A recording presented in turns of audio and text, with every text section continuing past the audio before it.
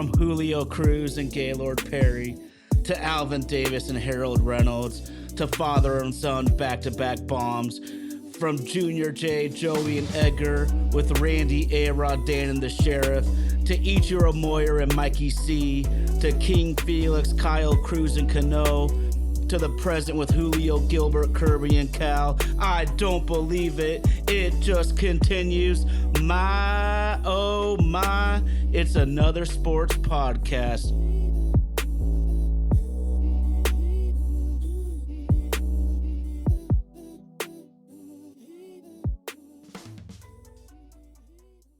My, oh my, it's another sports podcast. Got to give a huge shout out to super producer Andy out there in Nashville, Tennessee, rocking the ones and twos. That's Vaden Podcast Services. Vaden Podcast Services bringing this show to life. Our super producer is out of town right now, so we're unable to come live tonight. But got to give a huge shout out to everybody on YouTube Live in the live chat. Thank you for dropping knowledge, telling jokes. Y'all are a huge part of the show. But guess what, y'all? Carter and Lee are back together again. He's sitting on his Corleone throne. RG, what's up, man? Some hating on me because I'm hotter than the sun. Spring hating on me because I ain't never sprung. Winter hating on me because I'm colder than y'all. And I will never fall. Being hated by the seasons. So fuck y'all who hating for no reason. Man, let's get to work, bro. Let's do it, man. Well, shout out to the guy that should have done the Super Bowl halftime show, Lil Wayne, last year, but that's neither here nor there, man. Negative. They made the right choice. They absolutely made the right choice. Okay, let's dive into it right now, man. Then we'll give our announcement here real quick.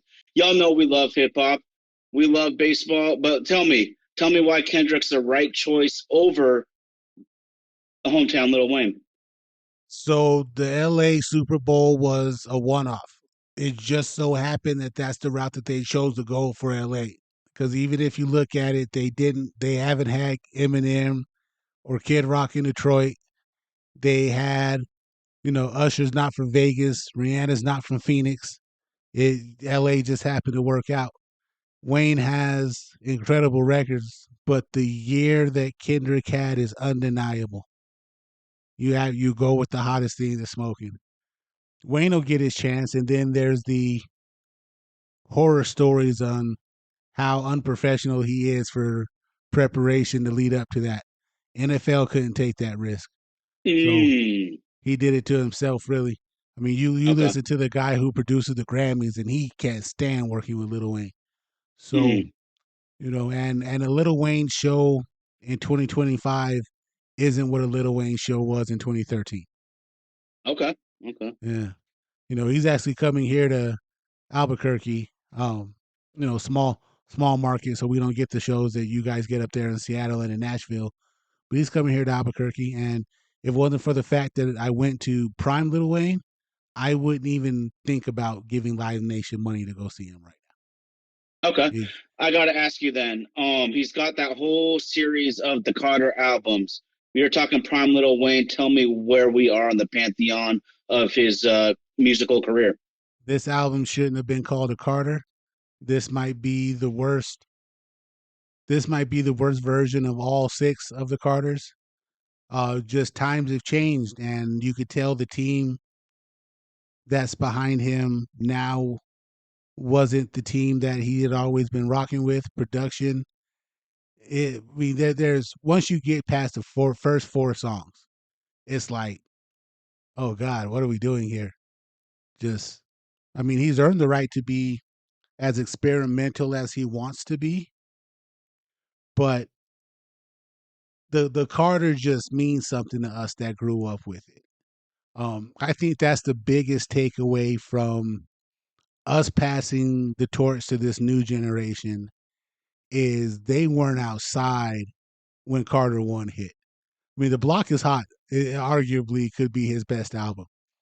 But if you weren't outside when Carter 1 hit, there's no going back. Playing those songs on YouTube and Apple Music doesn't do it justice. It just absolutely doesn't. You had to be outside for that. So Yeah, I mean, don't get me wrong, man. He's had a hell of a career, but yeah, we're a long way from mixtape Weezy. I'll tell you that. Yeah, no doubt. And there's also something special too about back in the days when you had to go to buy a CD, you had to go and buy a tape, and then the albums that you would hold close to your heart felt that much closer because I couldn't imagine listening to music like these kids do nowadays with all the Spotify's and the Pandoras and the YouTubes. I mean, they got this shit like at their fingertips. I am finding new music on the reg right now. Shout out to my man RG. I had no clue that Big L was a legit Hall of Fame top five, top 10 consideration type of dude until earlier this week. But that's why I got to ask RG about the hip hop knowledge. But dude, let's get into it for a sec, man. So we're proud to announce that we will be partnering with Romantic About Baseball and the Baseball Lovers Alliance. You want baseball talk on the national level. You want baseball talk on a historical level. You want some Braves. You want some Yankees. You want some Mets. You want some Mariners from my oh my. Go to Romantic About Baseball. Check out Baseball's Lover Alliance. There'll be pods for days. They're all fantastic. So go check out Romantic About Baseball on the Facebook page. But RG, I love chopping hip hop with you, bro, especially because I learned so much. But talk to me right now.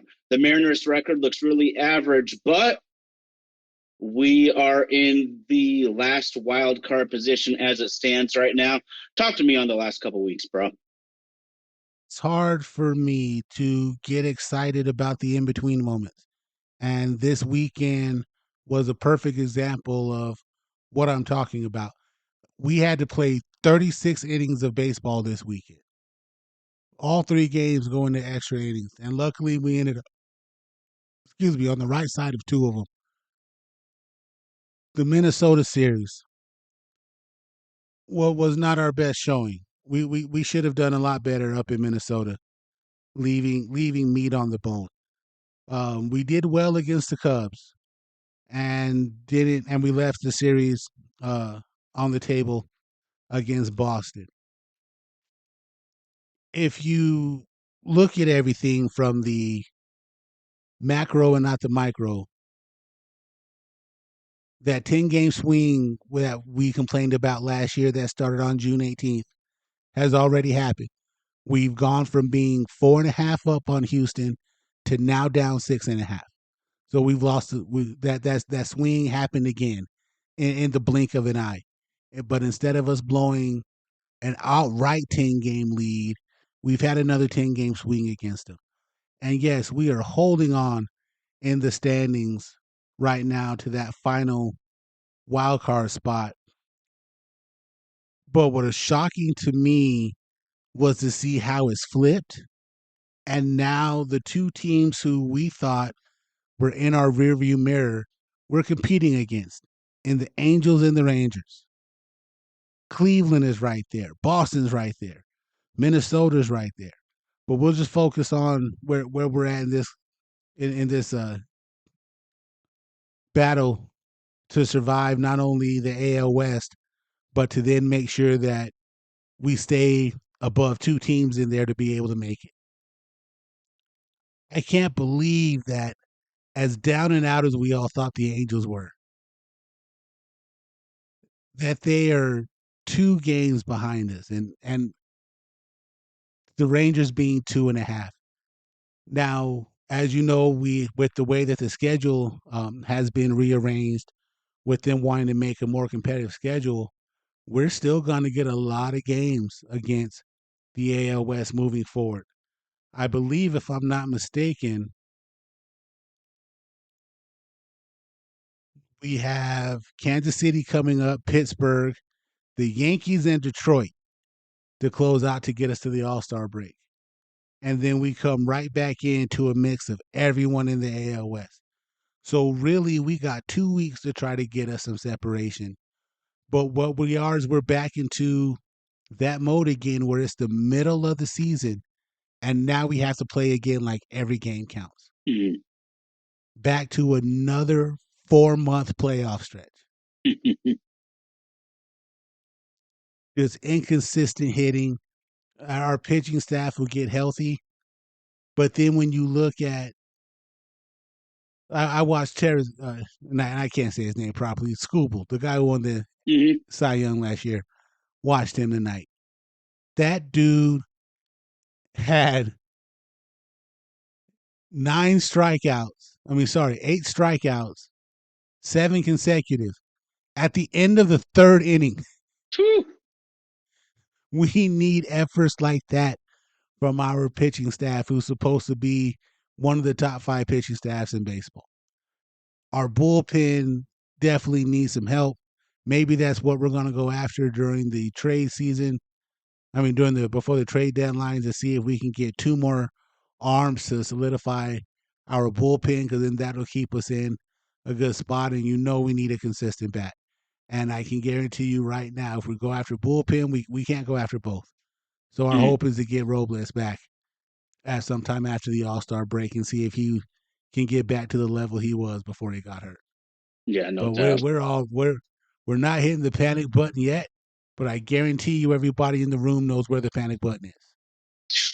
That's a really good way of putting it, man. I think for a Mariner, cautiously optimistic is exactly where I stand right now because we're in good positions. I'm seeing good signs of life, but there's also major question marks with this ball club. We kind of knew that coming in, but RG, I just want to ask you really quickly. Let's do a little give and go here, man. We have a couple of rookies playing every single day. Can we, even highly thought of prospects, can you even rely on them? Or are we just crossing our fingers that they can play adequate Major League Baseball while they learn this thing? It is the ultimate interview on the job type of position that they're in. Mm, And it's a little unfortunate for them, but also that pressure to have to perform right now with all the attention on you. Pressure bust pipes or makes diamonds. And we definitely need them to come out of this shining. Would it have been nice to bring them up in April and let them get a crack at it then? Yeah, but we were set on rolling with who we were rolling with. We got off to the great start like we did last year. mm. So it bails the front office out and they're thinking again. But when it comes time to turn to the contingency plan, it's let's throw these guys in here and they may not be ready, but we have to strike while the iron's hot with them. Again, to me that's the tricky part about bragging about our farm system and not knowing what these guys can do when they get up. We've seen Locklear have mediocre success. I still think it's a little bit too early to completely just throw Young out. And Ford got called up, and Garver hits 2 home runs today. So it's hard to see.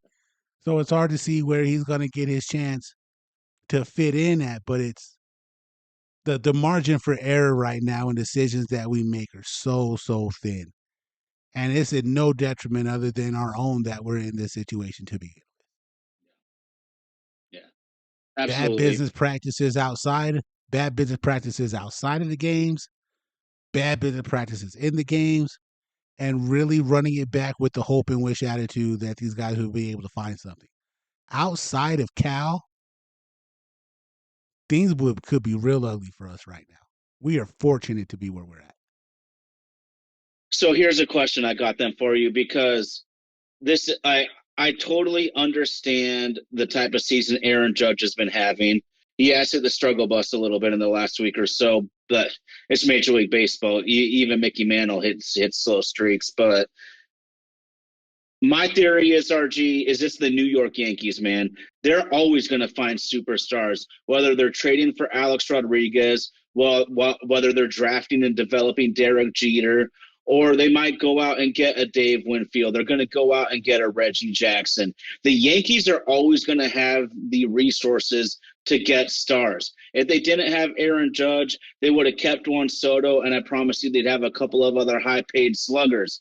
To me, Cal Raleigh is the MVP right now because of what the Mariners organization is. You said it. They're a struggling franchise. You sometimes wonder if they have any clue what they're actually doing. We wonder if they even care about going to a World Series. I told Indy this last week, dude. The Mariners sometimes, or most of the time, need to get flat out lucky to get a star of Cal's caliber and to carry the weight of a franchise on your shoulders as a Seattle Mariner, to me, is much heavier crown to hold than in New York, because this is just the fucking Mariners. But are we basing it on play or are we basing it on sympathy votes?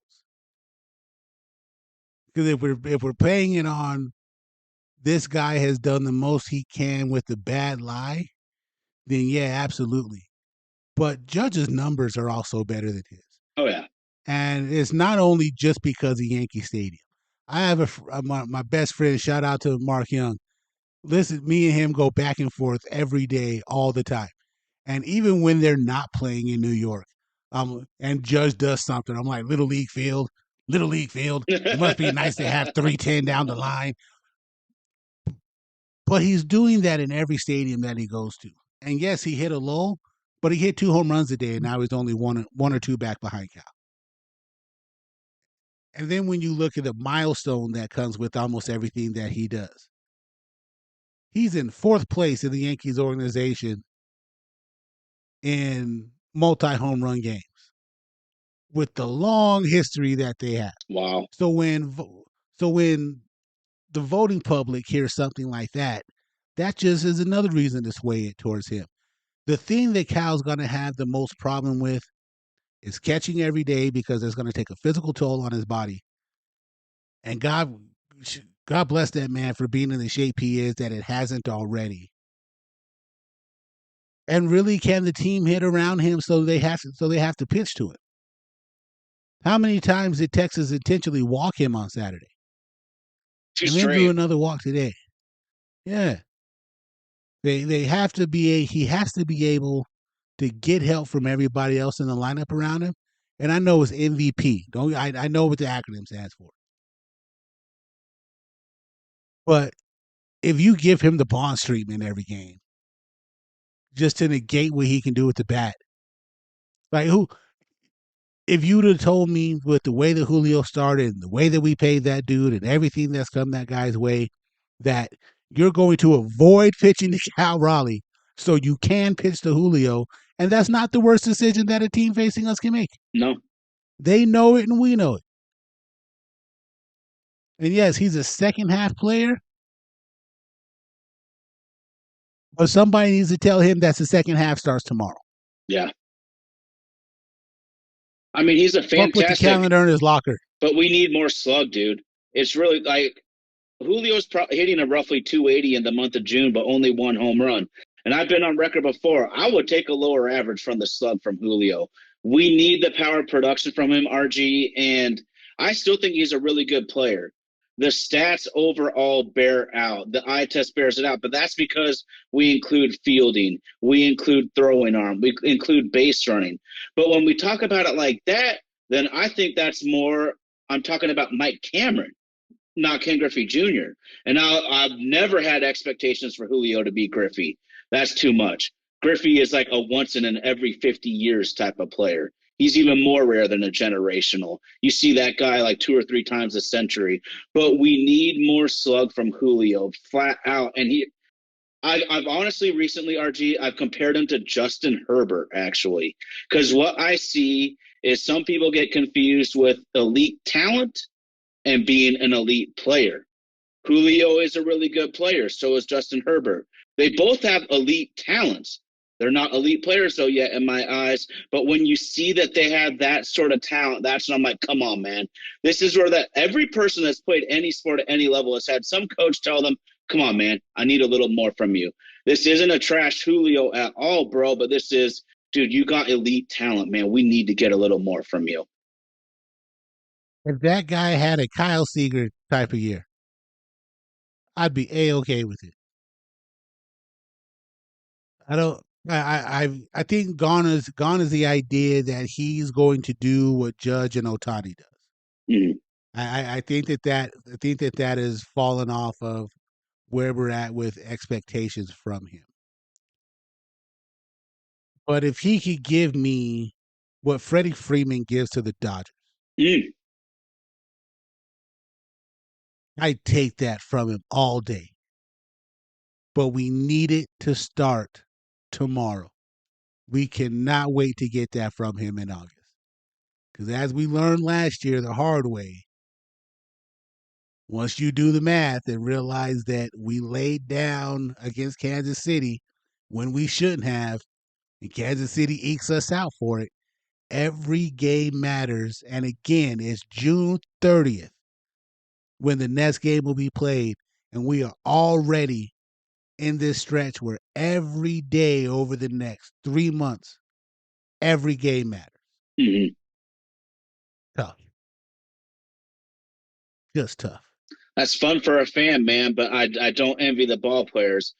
The competitive spirit in you will get going, but you said it earlier that this situation worries me about Cal Raleigh though, because like you said, he's a catcher and he wants to play every day. And like you said, the Mariners are already in a position where we got 4 months of playoff baseball now. It's going to be down to the nitty gritty, like the last few seasons, of course. So I'm also looking ahead to July 4th weekend, bro. And the Mariners have the Pittsburgh Pirates in Seattle for 3 straight games, and there will be no Paul Skeens on the mound. That's a series I have circled. They have to get after that one. I know that's a Major League Ball club. They have some of the more exciting and talented players in the league right now, but they have to get that series. And I want to do a little shout out, though, man, because much of the baseball season you're going to be carried by your best players, but a playoff team needs random dudes to step up. They need the role players to star on their roles at time. And you called it. Much maligned Mitch Garver had a gigantic couple of weekends against the Cubs and then saved the day on Sunday in game 3 versus Texas. Dude has the RBI single early to keep us in it. He has a 3-run homer and extras. Mitch Garver, your boy, Albuquerque stand up, RG. New Mexico, Forgotten State, man. Hell no. Trent Thornton, I've been all over his ass this year, and he's got an ERA over 7. It's not like I'm just talking shit about that. But he comes in, only gives up the automatic runner in 2 innings in the extras. Huge job by him. And Dominic Canzone has 5 home runs and only 58 at bats. RG, he's looking like a different player to me. His confidence up there, his swing decisions, enormous. If Dominic Canzone can be consistent, because this is a guy I've always seen as talented. Dude, when he hits it, he hits the living shit out of that thing, man. He can have some of the most majestic, long 400 plus footers you can find, but he'd also strike out every other at bat. Maybe this is his time. He's only 27. I'm getting ahead of myself, but you and me, we've always seen that talent. Now, can you make it consistent so you can be a big league player? So in Bizzardo and Masterboni, it was a weekend of random guys coming up huge, and they need to, man, because Cal's carried us for much of the season. That bomb that Canzone hit Saturday was pretty, especially in Texas, especially in the Ranger Stadium, especially in the Ranger Stadium. I know we make fun of it for it being a safe code knockoff. Sorry, a T-Mobile Park knockoff, and a lot of people say from the outside it looks like a giant uh, propane grill, just from the way that the roof sits on the tracks and how the roof is layered. Uh, but yeah, man, inside is gorgeous, and to watch that ball travel the way it did was a thing of beauty. And I want to give a shout out to Donovan Solano, who is no stranger to us ripping him on this show as well too. He has raised his batting average 86 points in the last 10 days. That's nothing to scoff at. He found something in his swing. Now the thing is can whatever you find that works in June, can you carry it through the dog days? And that's just what we're going to come down to with these guys. Do they have enough? Can they get enough consistency to carry us through the dog days? By any means, is the wild card race over? Absolutely not. But we were talking earlier too about the Yankees and having resources. What about the Astros, bro? Dude, You get rid of Springer and Correa, you win a World Series. You get rid of Charlie Morton, and your pitching staff seems to get a little bit better. You then get rid of Bregman and Kyle Tucker, and we're 6.5 games behind them. And they have 7 pitchers that are hurt too. Same injury bugs that everybody has dealt with. No one's dealt with pitching injuries like the Dodgers with 14 guys out, but they've had 7 pitchers out. And Love gave up 2 cornerstones of a team that won the World Series a couple years ago. And they are still just cranking it out and cranking it out and cranking it out. Tell me what big free agent splash that they went out to go make. They don't. They don't. So maybe instead of us bragging about having a top 10 farm system, we need to do a better job of developing guys that when they get there, they are ready to play. Who would you take right now, Julio or Jeremy Pena? Oh, that's funny because that's the first thing that jumped in my head. I mean, objectively, it's Jeremy Pena. He's literally like a top 5 player in baseball right now. We could We're look. getting You can make the argument he's playing better than Bobby Witt Jr. And unless you knew it, you wouldn't know it. absolutely, absolutely. And Cam Smith, they it is very often that 2 teams win in a trade, but the Cubs are winning the Kyle Tucker part of the trade, and Houston is absolutely winning their half of the trade. Mm.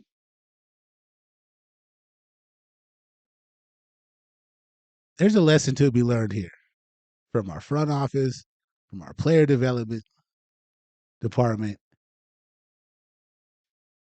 I Kendrick said it best, man. They not like us, and Houston can run around and say that all day.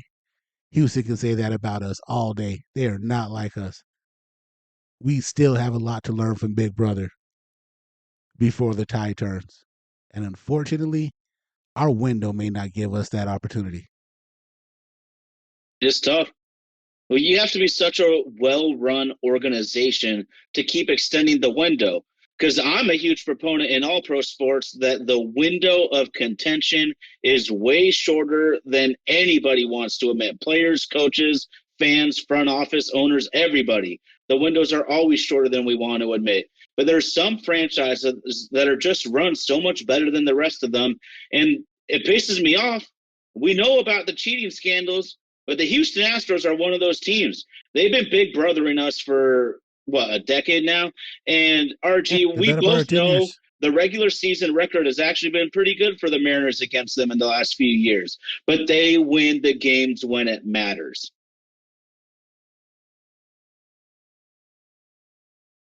Robbie Ray piping one of Jordan Alvarez just will never get out of my Oh, fucking memory. Will never get out of my memory. But they just you when you tell me it can't be done, the example of how it gets done is in our division. They got bombed for those 3 years of tanking. Got bombed from it. I even remember when we went to the Mariners Astros game out in Houston, and we were talking to a cop at the top of where we were sitting, and he was like, this still is just overall amazing to me. I was like, what do you mean? He was like, dude, you used to not be able to give free tickets for people to come over here and watch these guys play.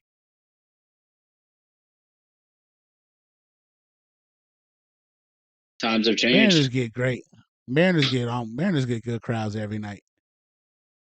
But what's that investment going to? At some point it has to go on the field. And we've been screaming that for almost 3 years together now.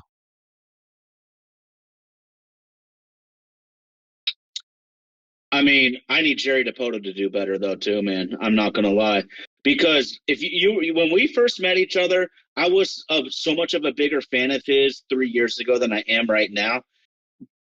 But we get more data, we get more information. So I think, some people might call me wishy-washy on that. I say I'm learning, and humans need to learn. Smart humans ask questions. They see what's happening, and your opinion can evolve. Was it 2021? They were still supposed to be shitty. They were one game from making the playoffs.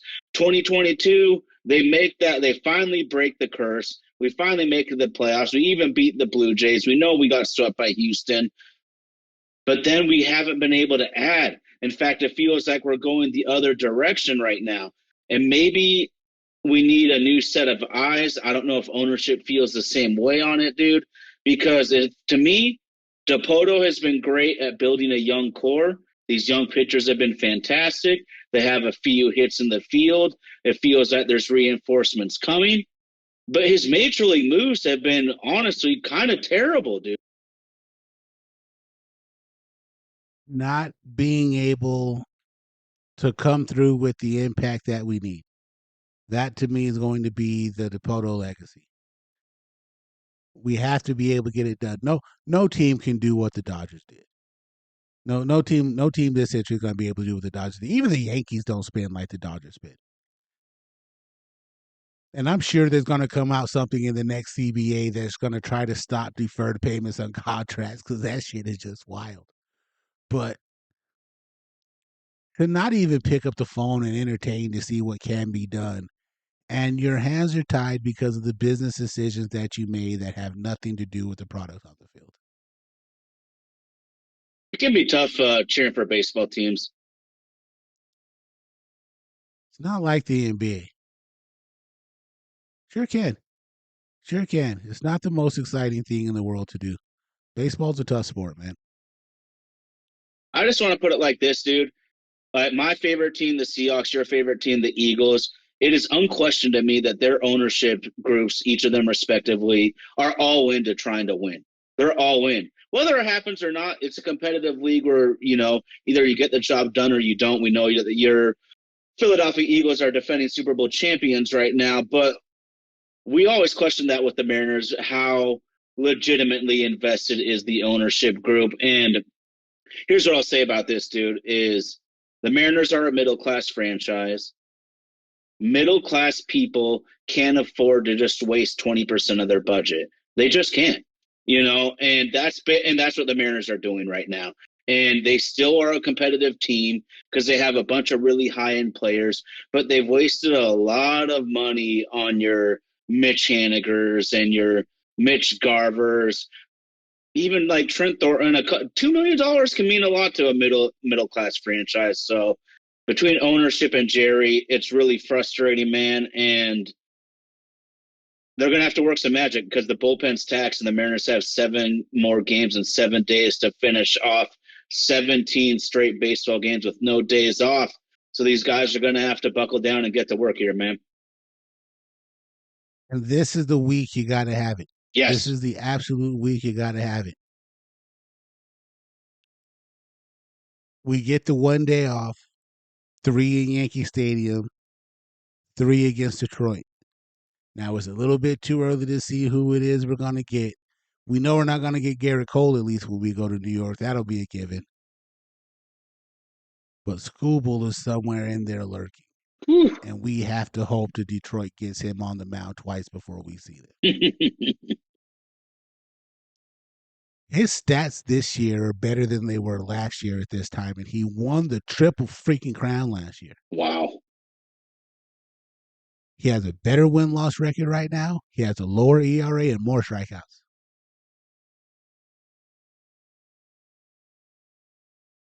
Dude Hey, is the best pitcher in baseball. absolutely. So the scouts will find you anywhere. Tara Skubal is from Seattle U.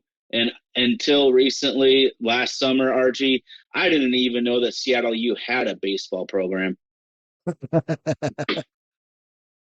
Man, things that make it go. Okay. Well, we've been talking a little Seattle Mariners. We just got in the Seattle U. One of my favorite NBA players, RG, just got traded away from your favorite basketball team. He is one of the top top three players of his generation, in my opinion. The Slim Reaper, Kevin Durant, shipped out of Phoenix. What are your thoughts? I did not think that in the history of the story of Kevin Durant that we would be one of the teams to completely waste the 3 years that we had with him. Hmm. Completely wasted. And each year for each year to progressively get worse.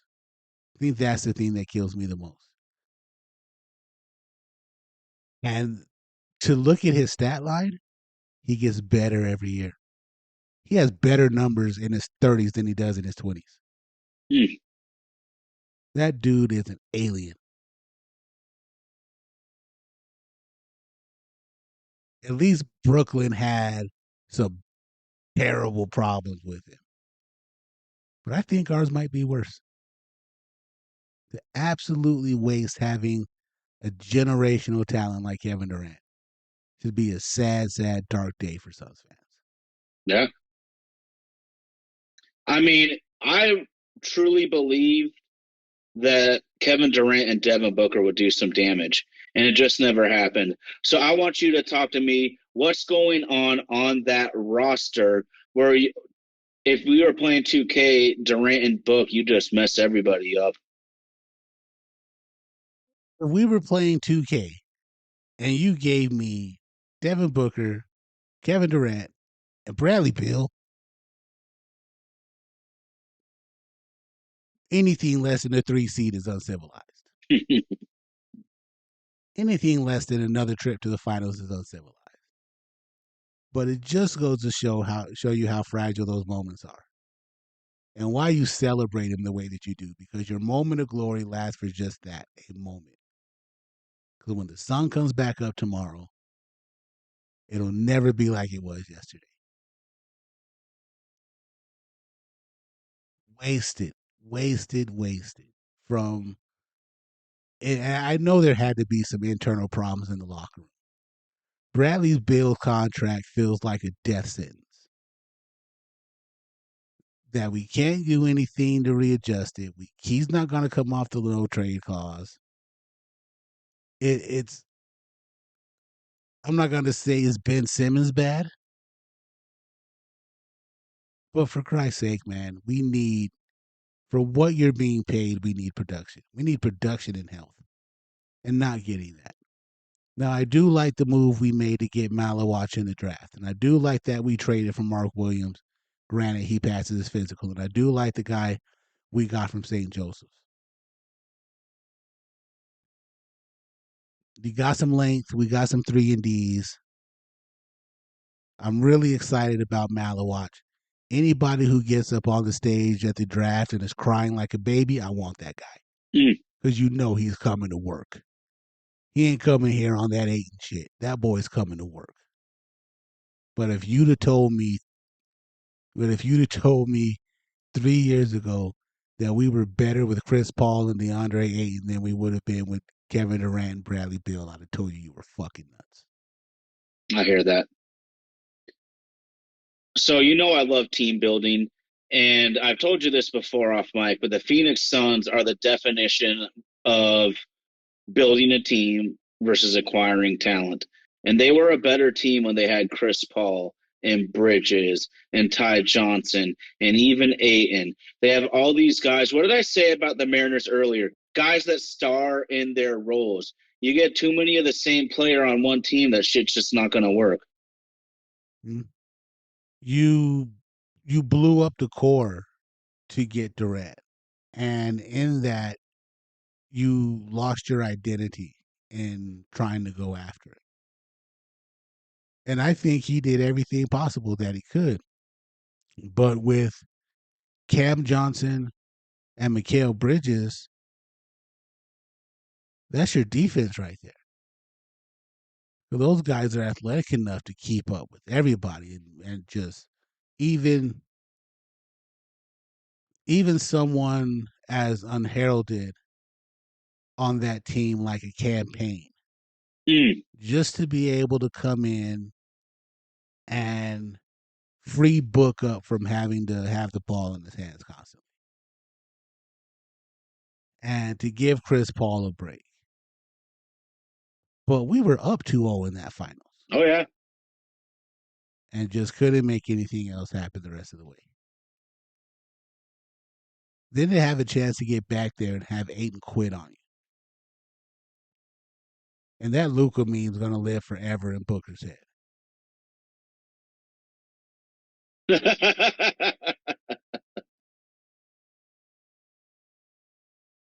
Like you said, man, you need guys who are going to come to work. And that's just not in sports, that's in real life as well, too.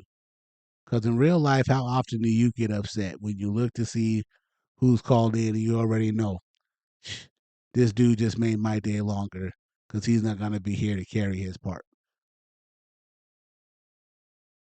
Or you got the people who you work with and you go, my day is going to be longer because that person's just here to milk the clock. Need people to come in and put in that work. So not only is this an indictment on the Phoenix Suns, this is right back to being an indictment on the Seattle Mariners, and we can't have a team full of Ben Simmons. From right now, everybody needs to earn their check. It's time to punch in.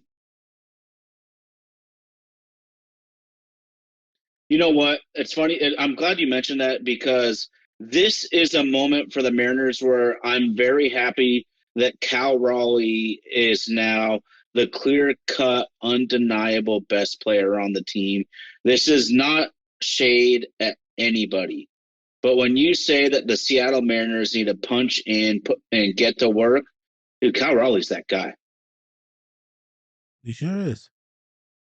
He sure is. And I still like JP Crawford. Love. I still like JP Crawford. He still has a voice that can resonate in that locker room. I'm gonna need Logan, the LOG, the OG, triple OG. I'm gonna need him to stand up, and start talking some shit. And the guy who has earned the right to come in and say, "I need some help from you, motherfuckers," is Brian Wu. Yes. Brian Wu has absolutely earned the right to be that fourth voice in the locker room, to stand up and be like, "Look, man, it's either now or never. I'm gonna go out and handle my business. You know what you're gonna get from me." What? Didn't Wu Man just up set and a won it. record? I want to say 16 straight games of 6 innings plus is some sort of modern record or the current record. I mean, his consistency's off the charts, and he's just fun to watch pitch, man. He is dialed in, coming in to kick some ass. RG, this is going to be like the fourth straight year the Mariners have had a different starting pitcher probably make the All Star game. Yeah. To think that it started with Kikuchi. You gotta start somewhere. Here's Oh, Wu's I forgot about that. Oh my god. here's Wu's quote. Honestly, just trying to do my job. My job is to go deep in games. My job is to take some of the workload off the bullpen. I feel like the way I approach pitching and the way that I approach games, if I do my job correctly, it efficiently gives me the opportunity to go deep in the game. So I just have to do little things consistently, and then those opportunities come. That might need to be on the fucking wall in the locker room for the next 3 months moving forward. Do Hell yeah. your job. Funny you just said that right there, man. I'm halfway through reading Bill Belichick's book that came out recently.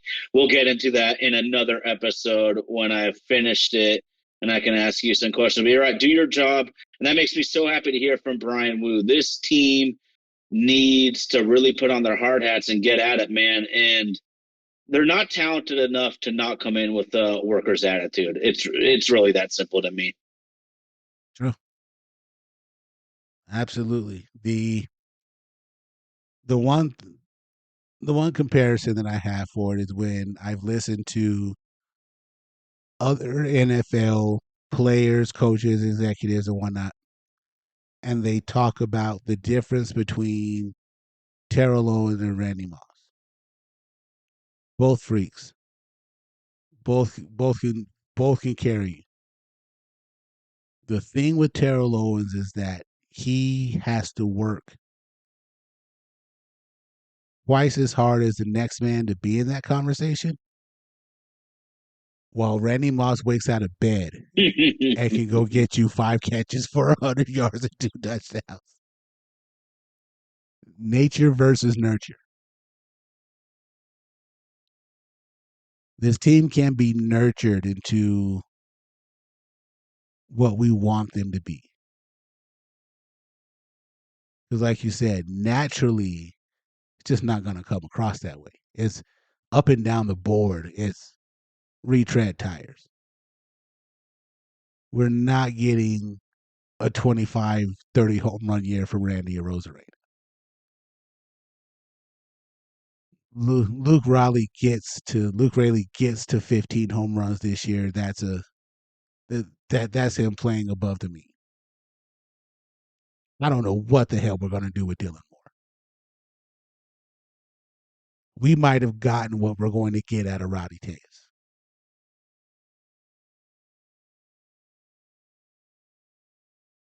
Polanco, does he turn into the double machine he was in Minnesota? That remains to be seen. And what type of player are we going to get once Robles comes back? But that margin for error is so thin. Everything we do has to be deliberate. I'll be 42 years old in 3 weeks. I look at my life the exact same way. Every little step I take from here on out has got to be deliberate. Because I can't afford to go back to the drawing board. The Mariners need to play with that type of ire and passion right now. And you got a week to try to get it right. Just because you know you're going to come back a little bit against the Yankees and Detroit.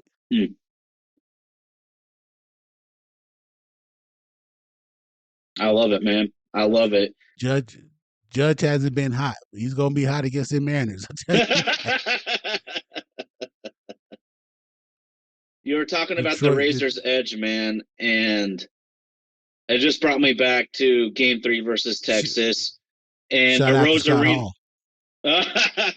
Shout out to Scott Hall. A Rosarina advances on a sac fly to center from first to second. Then Garver hits a 2-out single without living on the Razor's edge, like you said, and playing like that.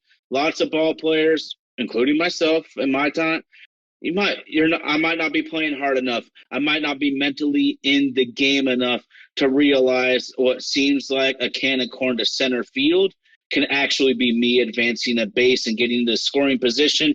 And when you play all these extra innings games, crucial on the razor's edge, bro. You couldn't have said it better myself. Did you happen to see Ellie De La Cruz today? No, I did not. Talk to me. A ball hit in the center field that is almost directly hit the center field, and he's standing on second. That's a ball that you move to third on. From second, Ellie De La Cruz scored in 6.4 seconds. Jeez. Nature versus nurture. Need some of that, man. Need some of it. Is it doable? Absolutely. The year the Braves won the World Series, they were what, 8 games below 500 at the All-Star break? It's doable. Can absolutely be done. But at this point, it just comes into effort. What type of effort are you going to go out and give me? And from the front office, you're going to get the effort that you paid for. Well, it's time for a little piss and vinegar baseball then for our beloved Mariners. Needs to be. Needs to be. Needs to be. Oh, man. Good old Seattle Mariner baseball. Where would our life be without him? It would be less stressful.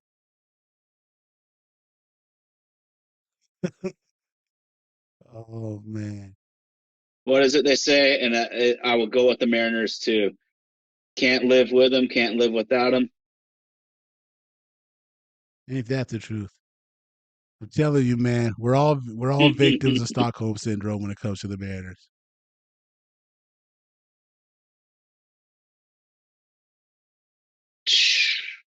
We keep asking this girl out. She keeps saying no. I keep coming back. So you're saying there's a chance? Yeah, exactly. I mean, there's only one team that's not made the World Series, and that's the team that we love Absolutely. so much. But that's how we do, man. Loyalty's something that you can't really describe. You know it when it's there. Want to give a send some thoughts and prayers right now to the family of Dave Parker. Dave Parker was a former member of the Pittsburgh Pirates and the Oakland A's. He was the first $1 million player in the history of baseball, the 1978 MVP, was slated to be enshrined in Cooperstown later on this summer, and he passed this week. So, want to give a shout out to him, his contributions to the game, thoughts and prayers to his fans and his family. Must be tough, man, to finally be getting a chance to get rewarded for your athletic ability and your life's work. And, God had other plans and couldn't let you see the finish line. I'm just happy he at least received the news. I'm just happy he at least knew. It should have come earlier though. If we wind up stats for stats against some of the guys that have made it in the last 10 years, Dave Parker should have made it sooner. But you're right, man. Condolences to the family, man. He's kind of an anonymous legend, I guess I would say. True. True. Definitely from the decade before we got here and started paying attention to him. But, multiple World Series champion, former league MVP. He did get a chance to get to Flowers before he could still smell him. But, I mean, while he can still smell him, but it's just a shame he won't be able to give his own Hall of Fame speech. Yeah, no question. Yes, sir. Yes, sir. D. Wayne Lucas. I love me some horse racing. Hall of Fame trainer D. Wayne Lucas also passed today in his 80s. Won over 300 races. Helped make me some money in what is my all-time favorite bet, the 2010 Kentucky Derby, and just thoughts and prayers out to his family as well too. Just these example of these men who got a chance to live their life to the fullest, live it long. And man, I hope that my story at the end can be half as good as theirs. No doubt, no doubt. I just want to express my appreciation to you, RG, in that you never forget on my oh my to acknowledge the important people in sports, since this is what we chop it up on this podcast, just to acknowledge, what they've done and say our thank you and pay our respects. So I appreciate that about you. Man, we got to. Being sports brings us all together. Sports brings a guy from Albuquerque, New Mexico, and a guy from Lake Stevens together to have one of the best sports podcasts that's out in the market right now. And a big shout out to the RAB network for making us a part of their tree. Look forward for a good partnership moving forward with them. And man, listen, we ain't got nothing else to do but take it to the top, man. Let's do it, baby. I love baseball. I love the Mariners. I love everything about summer. But we have more digs and jabs against each other during football season. So just wait, y'all. Just wait. Be fun. Man, super producer Andy's on vacation this week, and he tried his best to make himself a makeshift studio so we could have done the live broadcast. But, sometimes you just got to enjoy the time that you have away from everything. Not everything can be about work. And he tried even in the 11th hour to try to get modems and everything else necessary for him to be able to bring us the live broadcast. But we got to let that man just enjoy his time off and his vacation. But hopefully we're back in full force next week. We'll be a little bit of a later start time because of my 9 to 5 schedule. But we thank you all for making this what you've done. And hey, you've already helped us. We talked about starting this thing as a grassroots project, and we just got picked up by a network who's going to help us expand our horizons. So big shout out to Evaded Podcast Services and a big shout out to the RAB network. Amen, brother. Take us home, big dog. Oh man, this has been My Own Mice, another sports podcast brought to you by the good folks at Evaded Podcast Services. We are live each and every week. We try to be live on YouTube, 5:30 Pacific time each and every Sunday. Big shout out to the homies who normally join us in the live chat. We look forward to getting back to doing regular business with you all next week. If you are not able to catch the recording on YouTube, be able to check us out when the episode drops. You can catch it on any subscription service where you like to get your favorite podcast from Tuesday mornings. Big shout out to Indy for what he does to make that happen. Our social media director, Miss Katie Masamoto, thank you for all you do as well too. They've been cranking out the content for us, and more good stuff to come. Good stuff to come. A lot of good sports as we're entering in to the summer. Don't forget to check out Indy's music page on YouTube. Death to Indy. Check out some of his tracks. Shoot him a line. And as always, we love to have guests on this show. So as we move forward, we do have a couple guest spots lined up, as well as a collaboration with the guys from Romantic About Baseball. So be tuned in for that. Man, the guy on my right, couldn't do this without him. Best co-host a guy could ever ask for, representing Little Lake Stevens, Washington. That's the homie Ty Talks 24. Again, a big shout out to our super producer, Andy, rocking the wheels of steel in Nashville, Tennessee for Vaden Podcast Services. I represent the Cinco Cero Cinco, your boy RG. Be sure to join us each and every week for another episode of My Oh My. It's another sports podcast.